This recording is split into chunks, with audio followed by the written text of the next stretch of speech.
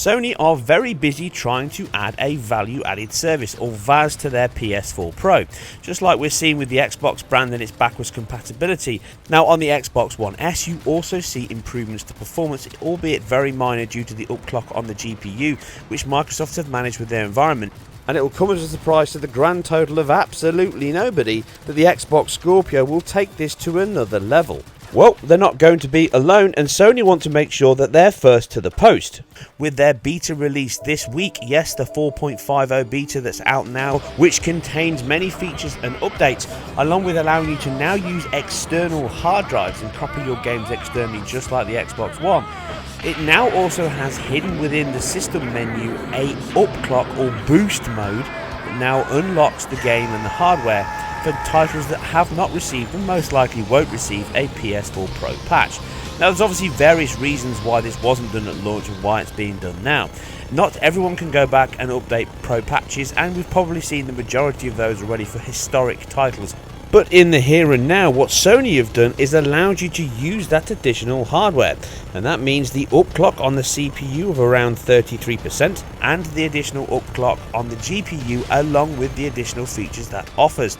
So this means that many titles that have a sub 30 frame rate or an uncapped frame rate and don't hit a ceiling could see significant boosts. Well, I'm not going to spend too long diving into each game. I'm going to give you an analysis of each game on a performance, and then I'll give you something on top of that as a collective to give you my thoughts and feedback on it. So the first one here is Just Cause 3. Now you've seen some few minutes of footage already, and as you can see, it is a significant enhancement, and running from the original release on the PS4, it really struggled to hold on to anything like a 30 FPS rate when anything happened on screen in action.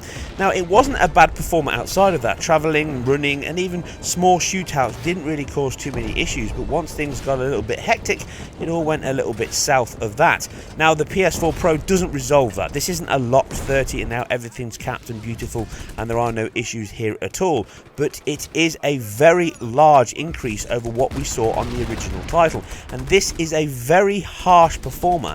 Bearing in mind this title really hammers the CPU and possibly the GPU alike, but certainly in the CPU and the physics and destruction that is using it very heavily. So we are seeing possibly the best test here for CPU performance, and as you can see, the analysis is stark in the sense of we're now getting pretty much a locked 30 at points where we saw 25 FPS.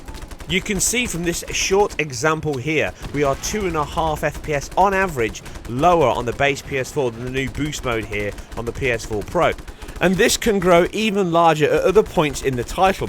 This means overall, at its worst to best case scenario, as close as I can get, we're looking at around 27 to 28% improvement on the boost mode over the base PS4, and this predominantly comes from the CPU upclock here. Remember, the boost mode entitles the machine to see the full 2.1 GHz available to the machine in its standard Pro mode over the 1.6 GHz available on the base, which is about 31% improvement. On top of this, the GPU is upclocked to 911 MHz, around 13.8%, and the bandwidth itself is upped from 176 GB to 218 GB, around 23%.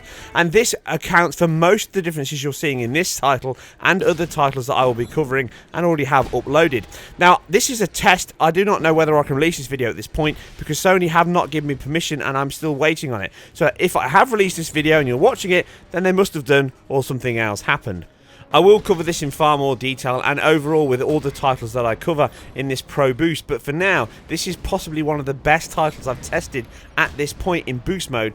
Other titles may see different benefits in the frame rates overall, but this is a stark change in this title, which makes it pretty much playable now in the boost mode, with the slowdown and the issues in the title not eradicated totally by any means, but it does mean it performs better than it ever did before, and you can now enjoy it and hardly have these issues get in the way.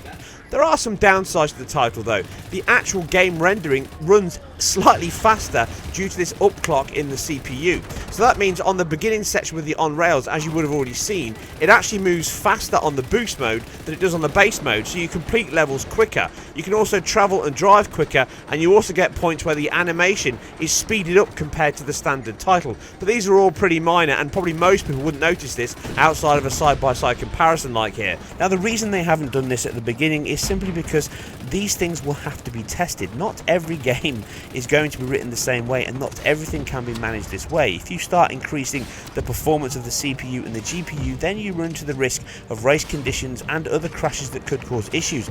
Everything has to be in lockstep, and once you start changing parts of it, then you run into the risk of crashing your code, dumping your memory. Now that's not to say that every title is going to struggle. This patch clearly shows that they've worked out a way to manage that, but most likely what they're going to do is use this beta and the subsequent release later on to create a whitelist of titles that don't have issues. Once I find any that crash, have weird glitches, or anything that you guys test, I'm sure there's many of you already downloaded this beta and giving it a good run for its money right now, then please let me know in the comments below or on Twitter, and I will really try to cover those games and give you more information. Anyway, as you can see, Just Cause 3 is now significantly better and is the first title that receives my big thumbs up for the PS4 Pro boost mode. Far more consistent with much less tearing, although not completely eradicated. Tearing and dips are still present, they are greatly reduced here, and it is a far more enjoyable game to play, which you can feel without the need of any frame rate analysis. But this game does show that big strides have already been made, and this is only the tip of the iceberg. Anyway, I'll leave with a few more minutes if you are so inclined, and I'll catch you very soon on the next one.